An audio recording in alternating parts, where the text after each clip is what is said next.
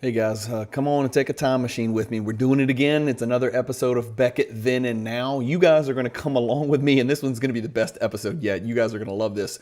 We're going to take a journey back in time 26 years, 26 plus years to February of 1999, and we're going to take a peek inside the cover of Beckett issue number 103. MJ is on the cover, but we're going to talk about stuff way beyond MJ. We're going to look at some old cards, what was hot back then, what people thought back then, some stories, look at some prices of things then and prices of things now, and ask questions and kind of put numbers together and figure out how we got from 1999 to 2025 and what changed like we thought it would and what took a totally different route, what sets, what cards, what players, etc.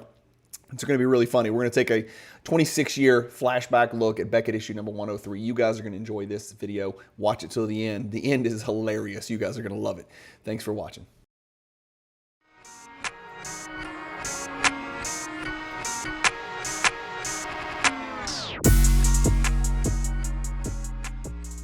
If you've got a bunch of unwanted inventory that you've been sitting on for days, weeks, months, years, ship it to Fanatics Marketplace and let them do all the work. Just make sure when you ship it, you use the promotional code Cajun, all capital letters, C-A-J-U-N. All right, Bryan with Cajun Cardboard coming at you from the great state of Louisiana, and this is another episode of Beckett Then and Now. We're going to look at issue number 103 from February of 1999. Here's what the cover looks like. There you go on my fancy screen share here on my desktop computer for my YouTube studio. That is the issue if you're interested. Let's just start. I sort of just kind of picked and chose different articles that I found in the magazine that I thought would be really interesting to compare what happened back then and what's happening right now. The first one is this rookie card. It doesn't take a lot of brain power to pinpoint the best rookie cards ever. Beckett ranked in 1999 the top 20 rookie cards in existence. This is Beckett's list here. It's by Rob Springs and Joel Brown, who I think are both Beckett guys. I'm not really sure, but I'm going to kind of jump over to the next page so we can read it better. There we go. Okay, so in the middle of the article, if you're trying to figure out what's number one, they've got a little blurb here at the top. But 12 years later, meaning 12 years from 1986, so you can already guess what card they're talking about. MJ's rookie card with no mention of the star. It's just MJ's rookie card. It was recognized at that time as the Fleer card. Sells for a cool grand, and no true self-respecting basketball hobbyist would call his collection complete without one. And ironically, I do not own one right now, so that is sort of funny. But they were talking about how they were trading for about a dollar back in 1986, 87, and it was actually Spud Webb, who had just won the dunk contest shortly thereafter, that was the most popular player from the set. But they've got a blurb in here. It says, perhaps 100 years from now, when our ancestors are arguing the hottest rookies of the past 200 years, his airness, number 57, will still reign supreme.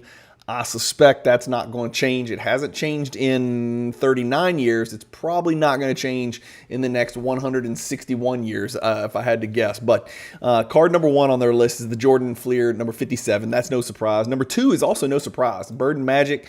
It says, thanks to Topps great tri-card design. It depends on your perspective of that. You get two hobby legends in one great rookie card. You actually get three because Dr. J's in the middle of that card. They've got the 1948 Bowman George Mike in third. Would you guys put that card third? I know there's very few in high grade and they sell for a crazy number. But I don't know if I would have Mike in next. I personally, and again, this is before LeBron James. Kobe Bryant's rookie card was out. It's 3 years old, but nobody knew Kobe was going to be what Kobe was. Nobody even knew Tim Duncan was going to be what Tim Duncan became, 2 years into his deal. But would you have George Mike in third? Would you maybe have LeBron or Kobe or Steph or maybe Wilt, because they've got Wilt Chamberlain at number 4. It says in here that there's proof that card appearances aren't everything as long as Wilt graces the front. I guess what they're insinuating is 61 Fleer is freaking ugly. It's an ugly design, etc., etc. I know it's beautiful in its own right, but it's ugly, right? If we're just being objective. And then they've got Wilt ahead of Bill Russell, as it should be. And then if we keep going down here, they go from Wilt to Russell. David Robinson's 89 hoops is card number 6 on their list. Now, again, you got to go back and you got to remember, David Robinson was killing it. He had won titles by then. He was the hottest thing, even hotter than Jordan back in 89, 90. By 99, they still had that 89 hoops. David Robinson ranked the number 6 best rookie card ever. They've already got Kobe up here. So it's like the world already started to figure out, holy shit, this kid's the real deal. In 1999, the Chrome issue caught fire in 1998, and it's still smoking. And you know what? It's still smoking to this day if you can find a non-green copy. And then they've got Dr. J, Pete Maravich ahead of Kareem. Kareem at number 10. That surprises me. I think if we did it right now, Kareem would easily be top 10, and that's when you add in Curry, Kobe, Tim Duncan, LeBron James. You could add in a bunch of guys. I think Kareem would still be in my top 10 rookie cards of all time. Not necessarily price-wise, right? But we're just talking about, most important. Just if you rank the 10 most important. He's in my top 4 players all time, so he would be in there for rookie stuff. Now let's get to the funny stuff. Scottie Pippen is number 11 on this list. His 1988 Fleer, where they printed a billion of them. And, of course, they misspelled Pippen with the I right here. Grant Hill, Jerry West, Oscar Robertson, Dennis Rodman in 1999. Remember, Rodman was just coming off being the catalyst for the second three-peat for Jordan's 6 titles. They've got Dennis Rodman. Then they got Rodman ahead of 86 Fleer Olajuwon, 86 Fleer Barkley, 86 Fleer Malone in order. 86, 86, 86 in that order. And then they've got Kevin Garnett at number 19. And believe it or not, they do have Tim Duncan already, only 2 years later. And they say in here, it's risky to tout a blank-year-old card. I think they meant to put a 2 in here as one of the century's best. But this one should stand the test of time. Even then, they were pretty confident that Tim Duncan was going to be all right. Let's move along. Here, let's talk about this. And I got some screen share candy for you guys. This is the list of the prices. And again, these are raw, right? So this is the list of, it used to be low column, high column. For those of you who don't know what Beckett price guides were and what we're looking at here, and all you know is Card Ladder and Market Movers and 130 Point and eBay solds and all that crap. They had a low column and a high column based on your alleged, self-assessed condition of the card. The low column's on the left, the high column's on the right. We'll use the high column for shits and giggles.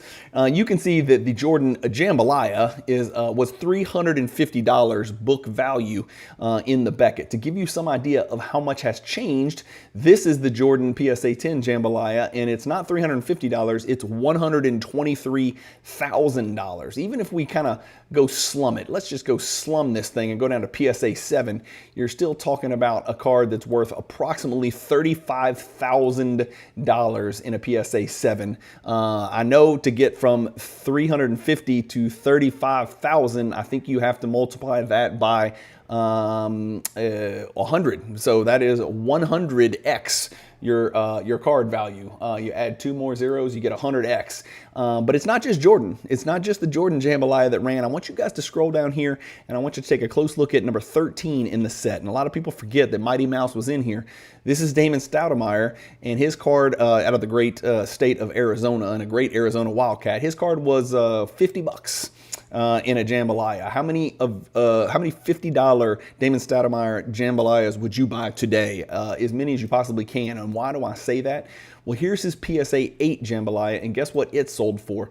$552 a couple of months ago. So even the lowest of the low, and you've got Eddie Jones in there as well, but even the lowest of the low Jambalaya, you're looking at a $552 card just for Damon Stoudemire. And here we are, how many years later? That's 28 years later. There's only been 42 ever graded Damon Stoudemire Jambalaya cards. Only 18 have been graded by PSA. So that's a funny look back at that. One of the great insert sets of all time, the EX Jambalaya. Moving along, what do we have here? Oh, this is just Metal Universe base stuff. Just to kind of give you guys an idea, a Michael Jordan Metal Universe base raw was a $5 card. I would buy 1,000 of those at $5 right now, or as many as you have to sell, no matter what they grade, as that card is actually a really big card today as well. And I forgot to pull that up, but let's pull it up right now. Let's see, Metal Universe Jordan PSA 10. And let's see if we can find it. There it is right there. So the PSA 10 is a $5,000 card. The PSA 8 which there's a lot of, is a $100 card. So even that is 20x. So from high column to PSA 8, you're talking about a 20x value. And of course, everybody knows this image because we're about to look at the precious metal gem parallel version of that card in a second as well. But you can look on here and see the Jordan was a $5 card. Iverson was $1.50. McGrady's rookie was $2.50. So Jordan was $5, McGrady was $2.50.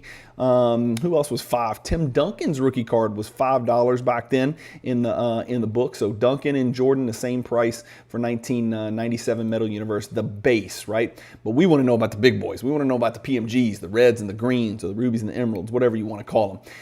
You can see in here that the Jordan was $9,500 for the green, $750 for the red. Michael Jordan, red PMG, $750,000. By the way, spoiler alert, I don't know if this is already gonna happen or happened. I'm not sure when I'm gonna put this video out, but there should be a red PMG Jordan PSA 5 coming in an upcoming Fanatics monthly auction. I think there's a rumor. I don't hold me to it, but there's a rumor, right? And it might have already been announced by the time you watch this video, but I was consulted on it, and I think the card's gonna do quite well. It's not been since January that we've seen any PMG red sell at a public auction for Michael Jordan, so this one should probably do pretty well considering what's happened with Michael Jordan card prices over like the last 6 months. But the green's $9,500, and that's a $3 million card. So in any grade, it doesn't even matter what the grade is. So and I'll fight anybody who says otherwise. I am aware of people out there that have said $3 million is happening. Like if it's $3 million, they're gonna win it. And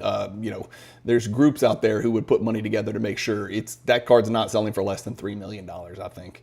But what's funny is up here it says, and I want to look at this together, you know, this is how they used to do it, because books are, you know, it's not like the internet. You could have a million things listed. You could list every single card. Well, these Beckett price guides had to be manageable. You had to ship them all over the country. You had to deliver hundreds of them to card shops. And so they couldn't be, you know, 700 pages, and they're coming out every month, and the prices changed. And so they had to be thin pamphlets, like easy. It's probably like a 30, 40 page, you know, little magazine. So you'll see what they did up here is like they'll list on here, you know, the common red PMGs, $15. Holy crap. Holy crap.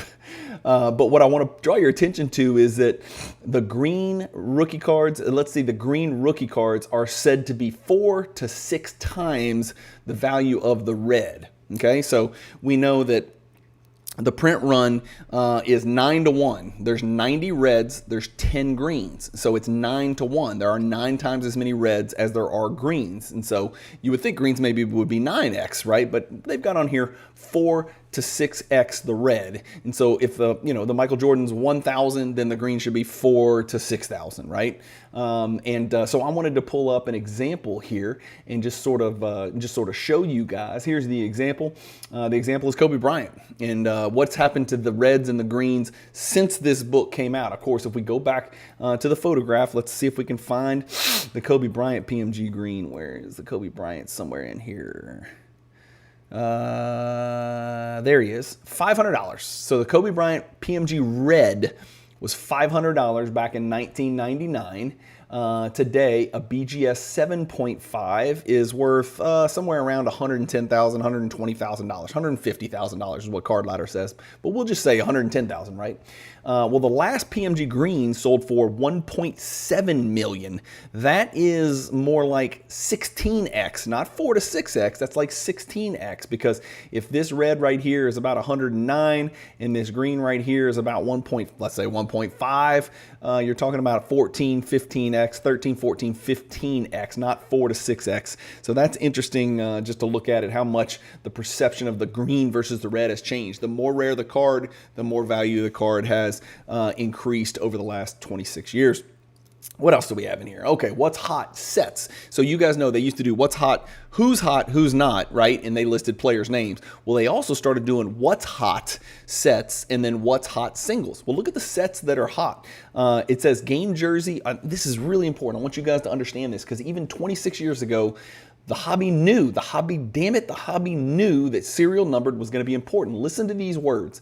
Game jerseys and autographics are about the only things holding collector interest right now unless an insert has an extremely low serial number. Did you hear what I said?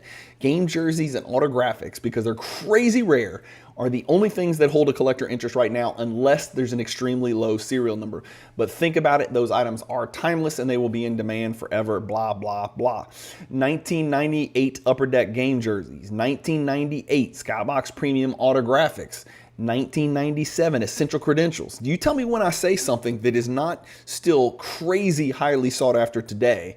1998 Stadium Club Cosigners, 1997 Upper Deck game jerseys, the original, the OGs, 1986 Fleer, most important set, the most collected set, the set that's the most put together and completed by basketball card collectors throughout the world. 1998 Fleer Classic 61, right? Those are serial number to 61. 97 Skybox Premium Autographics. 97 PMGs was number 9 on the list, just to give you a heads up, right? 97 SP Authentics. I'm not familiar with that. 98 Skybox Thunder Super Raves. 97 Skybox Premium Star Rubies. We're still in Tier 1 stuff. 96 Topps Chrome. That's the Kobe Bryant rookie. That's the Iverson rookie. That's the Nash rookie. That's the Jordan first Topps Chrome Refractor, first year Topps Chrome, right? That was super hot on everybody's mind. 97 EX 2001 Jambalaya. We just looked at it, a 15-card insert set that endures to this day.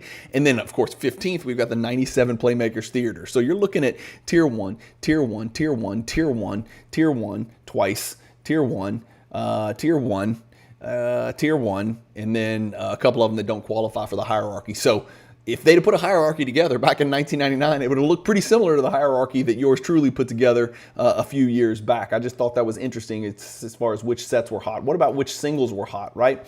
97 Upper Deck game jersey, 98 Upper Deck game jersey, 98 Upper Deck game jersey autograph, 98 Upper Deck MJX Michael Jordan commemorative shoe card. Not familiar with that. I have no idea what that is. 98 Upper Deck game jersey Kobe, 86 Fleer Michael Jordan rookie card, number 6. It's number 6 on the list, and this was 13 years after release, and the world knew there was 100,000 of them out there, 200,000 of them, however many. 97 Precious Metal Gems green, 97 EX Credentials Future, Upper Deck game jersey Jordan from 97, Skybox Thunder Super Rave Michael Jordan. You'll notice everything on here, this whole section is Jordan and Kobe. So that's all Jordan and Kobe. Over here we've got Jordan Super Rave, Kobe and Tim Duncan Stadium Club Cosigners. Now that's a hell of a card, is it not? Skybox Autographics, Tracy McGrady. First appearance of Tracy McGrady. Upper Deck game jerseys, Tim Duncan from 98. Star Rubies, Michael Jordan, number 23. It's funny because I think they had the Star Rubies... No, okay. And then the 98 Fleer Classic, number 61, Michael Jordan, number 23. So a lot of Jordan was very popular back in 1999. Can you believe that? Shocker, right? What about the Hot List? Guess who's number 1? Michael Jordan. It could be one more abbreviated season for MJ. They're talking about, they didn't know he wasn't going to play again, but he didn't play again. We got Tim Duncan, number 2, Kobe Bryant, number 3, and this is where it gets wild, right? We got 2 1996 Kentucky Wildcats. It's Ron Mercer and Antoine Walker. His play refuses to let Boston collectors keep living in the past. And then Antoine Walker, it says, take a look at these 97, 98 numbers, 22, 10, 3, and 1.7 steals per game. Antoine Walker was a player. That's why we see Antoine Walker in all of these damn insert sets. He's in all of them. He's everywhere, right? He was actually a gunner. That dude put it up. He was like a better version of Chuck Person. Keith Van Horn is number 6 on the hot list, right behind Mercer and Walker. He won't let Duncan walk away with all those future MVP trophies without a fight. Holy shit, did I just read that? Keith Van Horn will not let Duncan walk away with all those future MVP trophies without a fight. Yes, he will. But there's not that many MVP trophies in Duncan's future, Beckett. Just a heads up. Stephon Marbury, wait till he matures, then look out. He did, but he did it in Asia. And God bless him for what he did and turning his life around. Forget basketball. He turned his career around over in Asia, but those people turned his life around, and hopefully he's still doing well. He was a stud. For those of you that don't remember him, we talk about the Grant Hills and the Derrick Roses and the Penny Hardaways and the Sean Livingstons. Guys, listen to me. Stephon Marbury was a damn animal. He was an absolute elite stud. He would have been one of the greats, one of the greatest point guards to ever do it.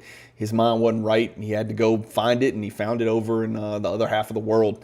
And I'm glad he did, because it sounds like he's turned his life around. Kevin Garnett, the future looks very bright in Minnesota. He was a stud. They knew it then. And then my man Tim Thomas, the sleeper of the top 10 class, did not work out for him. He checked every box you could possibly imagine, just didn't end up being the guy. And I'm not really sure why. He was huge. He was shredded. He looked the part. He had the pedigree. He played at a great college. He succeeded in college. He was positionally sized phenomenal. He could shoot it. His shot looked good. He was athletic. He was big. He was strong. Just didn't make it, man. It's one of those deals. And then Grant Hill, you can't have a top 10 list without Grant Hill somewhere on the list. Fair enough. Here's who's not hot. Iverson is number 1 with luck. If Allen Iverson, with Iverson, if it weren't for bad luck, he would have no luck at all. Basically, they're saying he had bad luck. Jerry Stackhouse lost his star status. Latrell Sprewell, who cares where this hothead will be playing once NBA play resumes? I think that was after he had choked Carlissimo. For those of you that don't know, he choked his coach. Anthony Hardaway still waiting for a chance to prove he's still a player, which means his injury had occurred. He's trying to come back from it. Damon Stoudemire may have the best chance out of this bunch to one day reclaim the hobby love, and he never really did. He just didn't, you know. Of course, none of us would get rid of his jambalaya if it showed up on our doorstep. What is this? Oh, they asked the readers, hey, send us an idea of what you would do if we gave you $100 to spend on any cards you want using the Beckett book value of these cards. Look what $100 could have gotten you back in 1999. A Topps Chrome Refractor Gary Payton from 96, first year Topps Chrome Refractor. It would be green by now. An 86 Fleer Joe Dumars rookie card, a Hall of Famer rookie card. An 88 Fleer Reggie Miller Hall of Fame rookie card. A 1990 Skybox Gary Payton rookie card, Hall of Famer. A 1989 Fleer Mitch Richmond rookie card. A 1994 Eddie Jones. A 1990 Gary Payton update rookie card. 90 Skybox Tim Hardaway rookie card. A Skybox Glenn Rice rookie card. And an Upper Deck Terrell Brandon. There's a name from the past. If that doesn't scream 1999 Beckett magazine, I don't know what does. But that's the list, guys, and that's the end of it. I just wanted to take you guys back on a time machine. Let me know what you thought was the most fun about this video. God, this brings back so many memories. It reminds me of what the hell I'm doing here in this hobby. This is fun. I'll be honest with you, putting this video together was pretty damn fun. It took me about 10 minutes. I read through the magazine, and every time I saw something that made me say, oh my gosh, I decided to take a picture of it, put it on the screen, share it with you guys, and let you guys relive a 26-year memory with me. I don't know if I owned this Beckett back then. I do own a copy of it now, but I don't know if I read this Beckett. I don't know if I used my yard mowing money to pick up this Beckett. The hardest thing to do back then was to not spend your $3 on, 7 packs. Yes, you heard me. 5, 6, 7 packs of cards and buy the damn Beckett magazine instead. Used to, what I would do is, because when I'd mow a yard, I'd get paid $5. I'd have $5 to spend. I'd spend every single penny on cards. It was really hard to spend half of it on a Beckett magazine for $2.50, or I don't even know what the price was. I guess we can go back and look at the price. Hell, it's going to be on the Beckett, isn't it?